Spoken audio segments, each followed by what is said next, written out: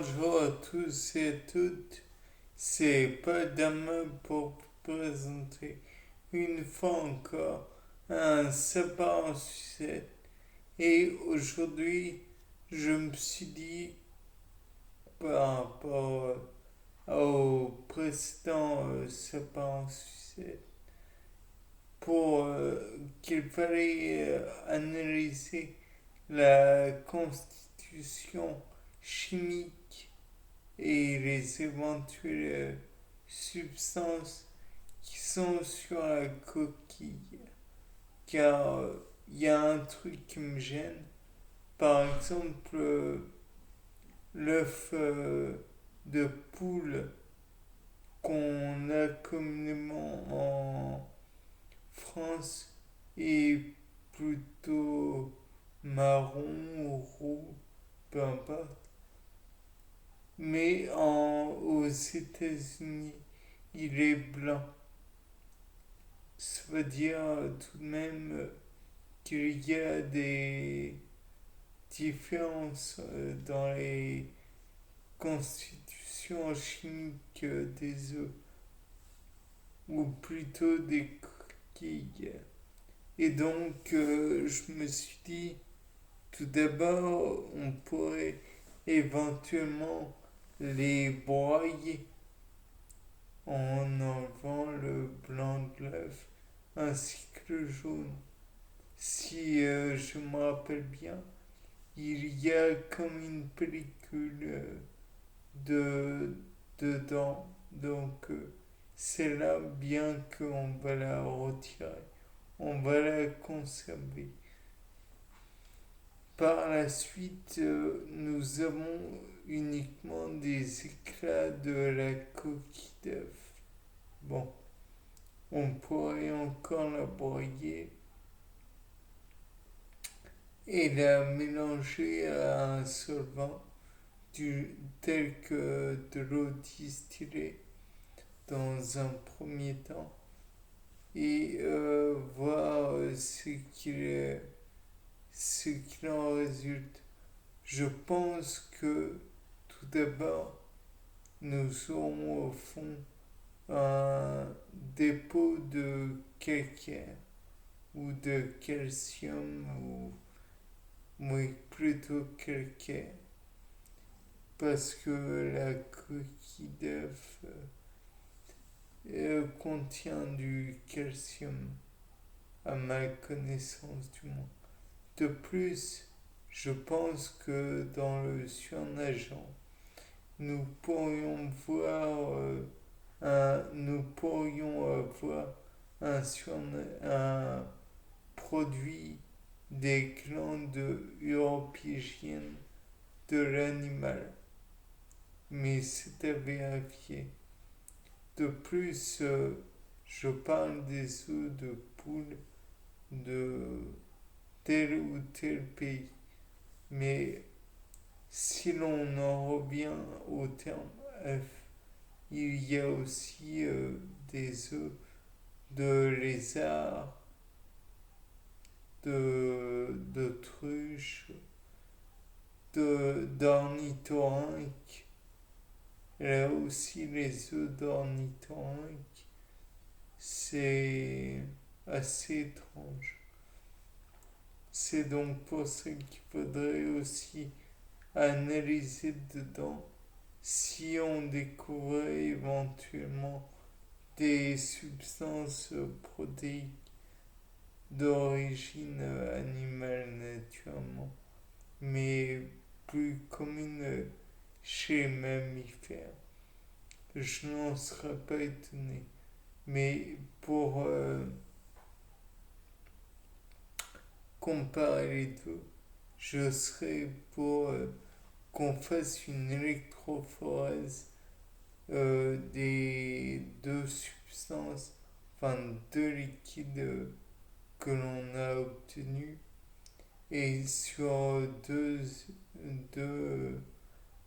côtés, enfin deux points différents pour ne pas mélanger les éléments constitutifs De plus, s'il y a effectivement des, comment dire, des fluides d'origine de glandes européennes chez l'oiseau,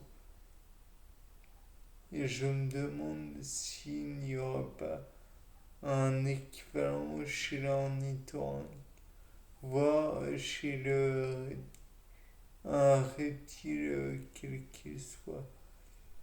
Ce serait assez intéressant de pouvoir le repérer. De plus, comme c'est originaire d'un cloaque, et donc vous savez ce qu'est le cloaque, l'orifice où il s'écoule les sécrétions séminales, l'urine et les fesses. Donc peut-être que l'on pourrait en retrouver des traces sur la coquille d'œuf. Je ne suis sûr de rien. Peut-être pourrait-il même apporter une défense particulière à l'œuf en faisant reculer l'animal en sachant que l'œuf appartient à tel ou tel animal. Puisque quand celui-ci marque son territoire, c'est avec ses propres selles. Donc là, on pourrait envisager que par le fait qu'il les fasse sortir par son orifice local, il pourrait éventuellement marquer sa propriété.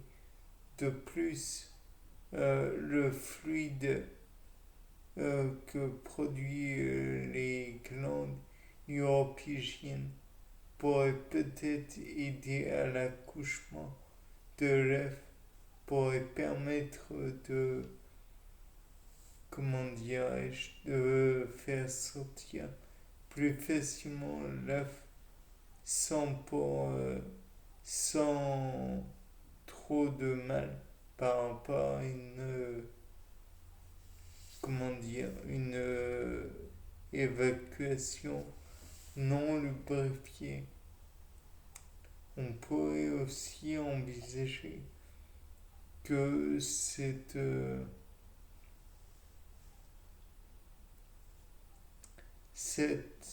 sécrétion de la glande uropygienne pourrait être là pour permettre une isolation par rapport au sol de l'œuf, puisque, comme vous le savez peut-être, les manchots tiennent les œufs un peu isolés du sol pour éviter qu'ils soient gelés.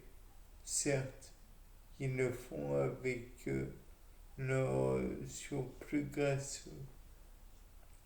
En somme, avec leur bourrelet, si je dois m'exprimer un peu, enfin moi, dans des termes un peu limites quand même. De plus, on peut envisager le fait que le liquide issu des glandes uropygiennes est un effet antibactérien et antiviral, ce qui empêcherait toute bactérie ou virus de rentrer dans la coquille et ainsi empêcherait les virus et les bactéries de tuer les éventuels individus qui seraient dedans. Dans ce cas, on pourrait toujours essayer de déposer le fluide dans lequel aurait trempé l'œuf sur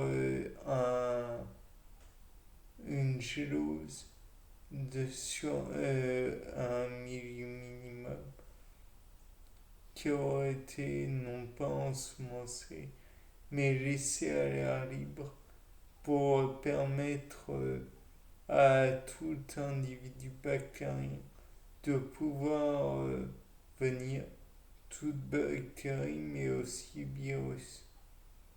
Bien, je pense avoir dit des choses utiles. C'était pas le dame. Au revoir.